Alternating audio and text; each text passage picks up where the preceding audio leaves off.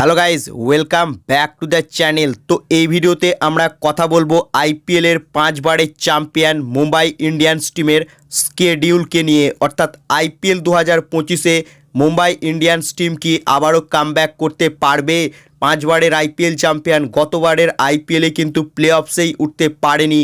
তবে এবছর আইপিএলে মুম্বাইয়ের স্কেডিউল কিন্তু সবচেয়ে টাফ, অর্থাৎ যতগুলো টিম রয়েছে তাদের মধ্যে সবচেয়ে কঠিন শিডিউল কিন্তু মুম্বাই ইন্ডিয়ান্স টিমের এবছর আইপিএলে, কারণ তাদের প্রত্যেকটা সিঙ্গেল ম্যাচের জন্য তাদেরকে ট্র্যাভেল করতে হবে, অর্থাৎ তাদের একটি ম্যাচ হোম ম্যাচ, পরের match away, home match away, home away, প্রত্যেকটা ম্যাচ তাদের জন্য কিন্তু টাফ হতে চলেছে। কারণ অনেক ফ্র্যাঞ্চাইজি রয়েছে যাদের স্কেডিউলে দেখবে যে 2 থেকে 3টি ম্যাচ তারা পরপর হোম গ্রাউন্ডে খেলছে, অর্থাৎ 3টি ম্যাচের জন্য তাদেরকে ট্র্যাভেলের প্রয়োজনই নেই। কিন্তু মুম্বাই ইন্ডিয়ান্স টিম তাদেরকে প্রত্যেকটা সিঙ্গেল ম্যাচের জন্য ট্র্যাভেল করতে হবে, অর্থাৎ একটি ম্যাচ হোম ম্যাচ খেললে পরের ম্যাচ অ্যাওয়ে, অর্থাৎ পরপর 2টো ম্যাচ তাদের হোম ম্যাচ কিন্তু নেই।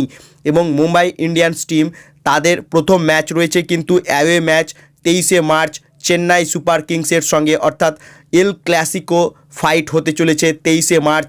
চেন্নাইয়ের ঘরে গিয়ে চেন্নাইকে কি হারাতে পারবে মুম্বাই ইন্ডিয়ান্স টিম, সেটা তা সময়ই বলবে। এবং মুম্বাইয়ের প্রথম 2টি ম্যাচই কিন্তু অ্যাওয়ে ম্যাচ, তাছাড়া প্রথম ম্যাচে কিন্তু নাও পেতে পারে হার্দিক পান্ডিয়াকে Mumbai Indians team. Slow over রেটের জন্য শোনা যাচ্ছে হার্দিক পান্ডিয়া এক ম্যাচের জন্য ব্যান, তাই প্রথম ম্যাচ সে খেলতে পারবে না। সেটা একটা বড় ঝটকা লাগবে মুম্বাই ইন্ডিয়ান্স টিমকে।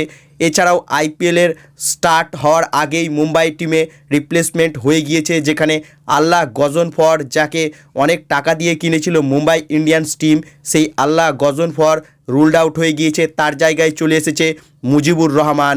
এবং গতবারও কেকেআর টিম কিনেছিল মুজিবুর রহমানকে, মুজিব রুলড আউট হয়েছিল, আল্লাহ গজনফর তার রিপ্লেসমেন্ট এসেছিল। এবার গজনফর রুলড আউট হয়েছে, মুজিব এসেছে রিপ্লেসমেন্ট, অর্থাৎ মুজিব আর গজনফর এই দুজনের আলাদাই কাহিনী চলছে আইপিএলে। সো প্রথমে আমরা যদি এবছর আইপিএলে মুম্বাই ইন্ডিয়ান্স টিমের স্কেডিউলটা দেখি, তাহলে প্রথমেই দেখতে পাবো যে প্রথম 2টি ম্যাচ কিন্তু অ্যাওয়ে ম্যাচ খেলে এবছর আইপিএলের সফর শুরু করবে মুম্বাই ইন্ডিয়ান্স টিম। অর্থাৎ প্রথম ম্যাচ রয়েছে 23শে মার্চ চেন্নাই সুপার কিংসের সঙ্গে, দ্বিতীয় ম্যাচ রয়েছে 29শে মার্চ গুজরাট টাইটেন্সের সঙ্গে, এরপর তৃতীয় ম্যাচ তারা হোম ম্যাচ খেলবে কেকেআরের সঙ্গে 31শে মার্চ। অর্থাৎ এবছর আইপিএলে কেকেআরের সঙ্গে একটি মাত্র ম্যাচ খেলবে মুম্বাই ইন্ডিয়ান্স টিম। এরপর 4 নম্বর ম্যাচ আবারও অ্যাওয়ে ম্যাচ রয়েছে মুম্বাইয়ের, সেটা হচ্ছে 4 এপ্রিল লখনৌ সুপার জায়ান্টস টিমের সঙ্গে।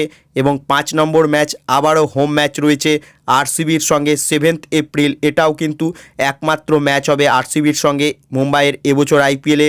এরপর 6 নম্বর ম্যাচ আবারও কিন্তু অ্যাওয়ে ম্যাচ মুম্বাই ইন্ডিয়ান্স টিমের 13 এপ্রিল দিল্লি ক্যাপিটালসের সঙ্গে। এবং 7 নম্বর ম্যাচ আবারও হোম ম্যাচ খেলবে মুম্বাই ইন্ডিয়ান্স টিম সানরাইজার্স হায়দ্রাবাদের বিরুদ্ধে 17 এপ্রিল। এরপর 8 নম্বর ম্যাচ রয়েছে চেন্নাই সুপার কিংসের সঙ্গে 20 এপ্রিল। এবং 9 নম্বর আবারও অ্যাওয়ে ম্যাচ রয়েছে মুম্বাই ইন্ডিয়ান্স টিমের 23শে এপ্রিল সানরাইজার্স হায়দ্রাবাদের সঙ্গে।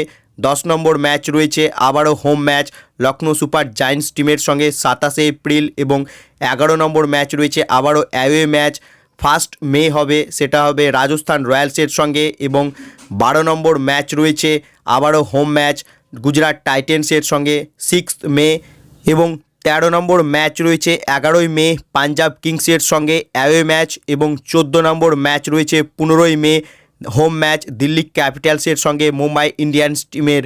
তো এই হচ্ছে এবছর আইপিএলে মুম্বাই ইন্ডিয়ান্স টিমের ফিক্সচার, অর্থাৎ যতগুলো টিম রয়েছে সবচেয়ে টাফ কিন্তু ফিক্সচার মুম্বাই ইন্ডিয়ান্স টিমের, কারণ 2টি মাত্র পরপর হোম ম্যাচ ছাড়া প্রত্যেকটি ম্যাচের জন্য তাদেরকে ট্র্যাভেল করতে হবে। এবং প্রথম 2টি ম্যাচ তারা অ্যাওয়ে ম্যাচ খেলে কিন্তু শুরু করবে। তো এটা মুম্বাই টিমের জন্য ভীষণই টাফ হতে চলেছে এবছর আইপিএলে।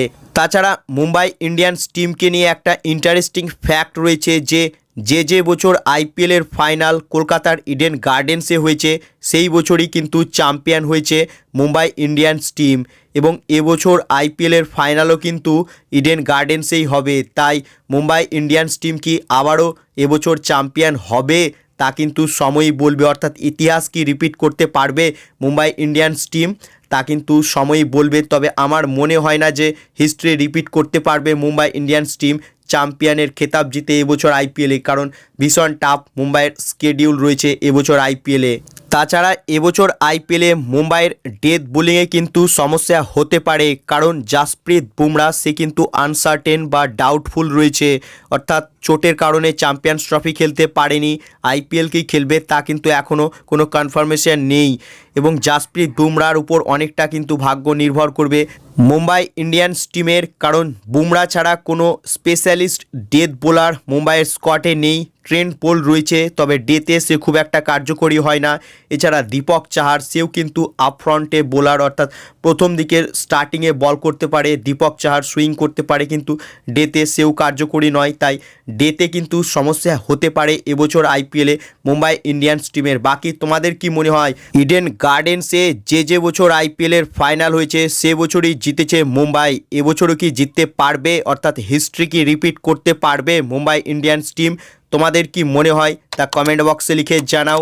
বাকি ভিডিওটি ভালো লাগলে ভিডিওটিকে করো লাইক, এবং আইপিএল সম্বন্ধে আরও আপডেট পাওয়ার জন্য চ্যানেলকে করো সাবস্ক্রাইব। ধন্যবাদ।